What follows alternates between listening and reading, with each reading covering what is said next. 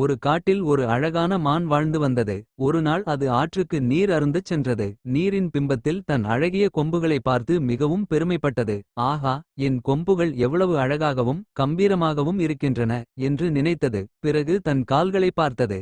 சே, இந்த கால்கள் மட்டும் ஏன் இவ்வளவு குச்சியாக அசிங்கமாக இருக்கின்றன என்று வருத்தப்பட்டது. அப்போது திடீரென்று ஒரு சிங்கம் அங்கு வந்து கர்ஜித்தது. மான் பயந்து போய் ஓடத் தொடங்கியது. அதன் அந்த அசிங்கமான கால்கள் காற்றை கிழித்துக் கொண்டு வேகமாக ஓட உதவின. சிங்கம் வெகு தூரத்தில் பின்தங்கியது. ஆனால் மான் ஒரு அடர்ந்த புதருக்குள் நுழையும் போது அதன் அழகான கொம்புகள் கிளைகளில் சிக்கிக் கொண்டன.